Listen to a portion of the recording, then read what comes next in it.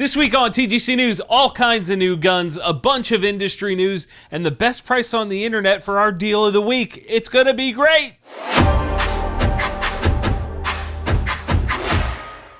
Welcome back to another episode of the Gun Collective News. I'm John Patton, and this gun needs a name. It looks like Call of Duty mixed with copious amounts of alcohol. Guys, it's been tough, but I have made an important decision about GunCon.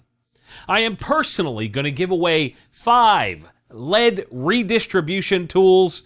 One person will win 3 of them, and 2 other people will win 1 each. I am saying it in such a way that YouTube and Facebook will not ban me.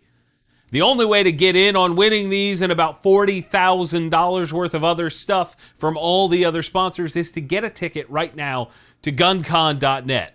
June 29th at Brownells in Grinnell, Iowa, guncon.net. Go. Let's kick this week off with some industry news. The United States Supreme Court has decided to hear the case about 80% frames and receivers.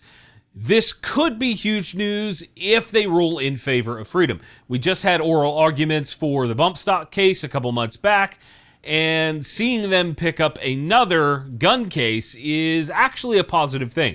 I'm hopeful that they stand up for gun owners and the Second Amendment and put a stop to this just all-out attack from the United States government on the Second Amendment. Ammo Inc., the company that owns Gunbroker among other brands, has purchased a tooling company that is unnamed for some reason. They're like, yay, we bought a tooling company, but we're not going to name it. They claim that this could save the company over $1 million annually, which is absolutely massive, especially for a publicly traded company. I suppose when you're making massive amounts of ammo, controlling the entire process is what matters. Most other brands have their own in-house tool and die makers, so this kind of makes a ton of sense. In other industry news, Daniel Defense announced that they are working on a solution for their new H9 and the barrels that were reported as keyholing at very short distances. They said that less than 2% of the guns were reported with this issue, and they were in fact able to replicate it. The release says that they will be upgrading everyone's H9 barrel for free, and they're covering shipping costs as well, because that would be shitty if they didn't. They say that there will be a plan within 30 days, which seems like a long time, but I guess at least they are handling it. Now, I did not personally experience the keyholing, but did experience some issues with our gun. It is now back from repair, and you guys will have seen that in our recent review video. I am, however, excited to get my 3rd barrel for that gun for free. Go watch the video if you want an explanation. We will keep an eye on this, just, see how it goes. Just like we keep an eye on stuff from our sponsor this week, Wooks. The new Gladiator from Wooks is the way to take your Mossberg shotgun from this to this. The stock and forend are both made from American walnut and feature nice texturing all around to get that extra grip. The forend also has M-lock slots, while the rear end can be had in either a full stock or a bird's head style grip. And it's now available for the Remington 870 platform. To go from yawn to whoa, head over to wooksstore.com and use TGC10 at checkout. Colt has expanded on the Python lineup with a couple new barrel lengths. There is a new 5-inch version, which is basically just the classic gun remade, and now a 2.5-inch version for people that make bad choices. Previously, you could only get these with a 3, 4.25, and 6-inch barrel length, so now it seems like they've got everybody covered. MSRP is $1,500 no matter what barrel length you get.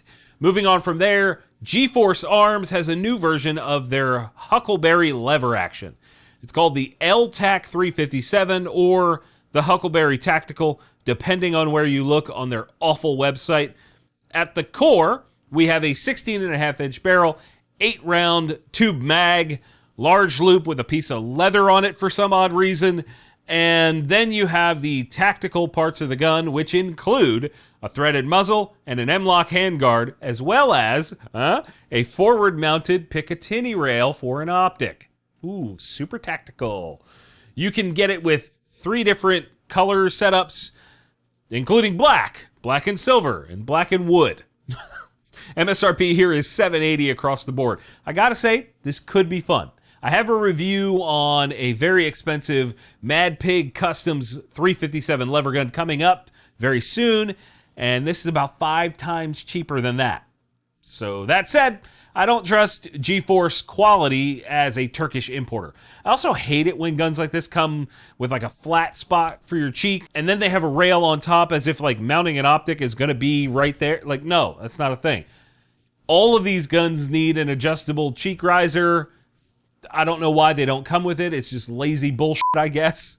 Moving on, Christensen Arms has a new bolt-action rimfire gun as part of their new modern precision rifle lineup.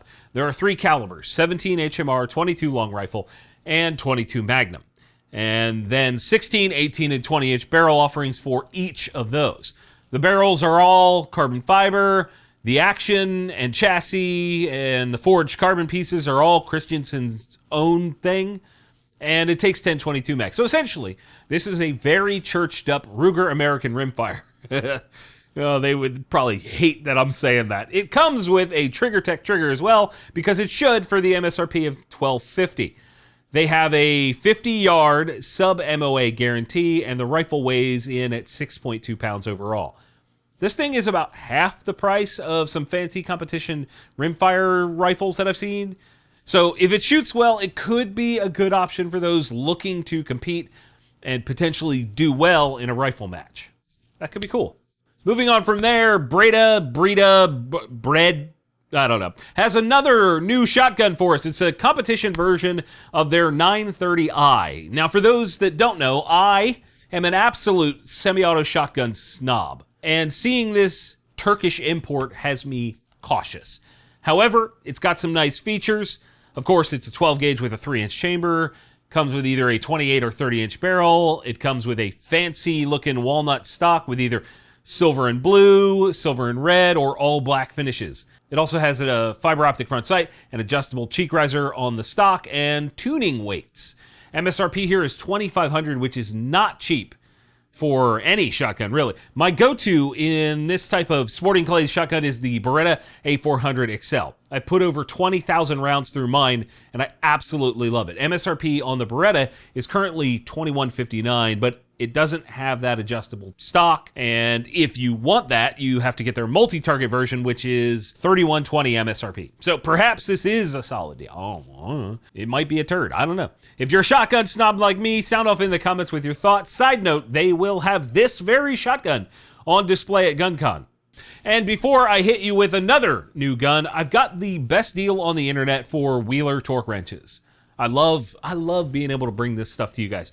I use these things for mounting optics and assembling stuff all the time, like all the damn time. And they are legit. They have put their fat wrenches on sale for 40% off for most people. For you guys, the people watching TGC, use our link and code that will be in the description. It's getting bumped up to 50% off, half off using the code TGC50. You click through our link, everything is 20% off, but these torque wrenches are half off when you use the code TGC50. So use that link, it's down below. You know how to do this. You're not dumb, I hope, for your sake. Savage Arms has an entire new line of rifles for us. It's called Timber. It's the Timber series, and there are 6 different versions. They are all rimfire, and the models center around the various stock options. There's the Timber thumb hole in either the A22 semi-auto or B-series bolt action. It has a beechwood stock, a pick rail on top, and a 16.5-inch threaded barrel that has a sort of thicker contour. Then there's the Timber Light thumb hole in both A and B series, and that one has a laminate thumb hole stock, but it's finished in this like fancy gray and black speckled thing. But that one also has a carbon fiber barrel instead of steel. And finally, we have the Timber Light. It's just the Timber Light, which has a carbon barrel again, but also has what they are calling a carbon wood stock. What does that mean? MSRP starts at $478 for the A22 Timber thumb hole, and then goes up to $989 for the Timber Lights. These look rad, and I'll be honest, Savage's rimfire lineup is flat out confusing at best. They have 191 different rimfire models alone. That's almost as insane as you not buying a GunCon ticket. GunCon.net. Goodbye.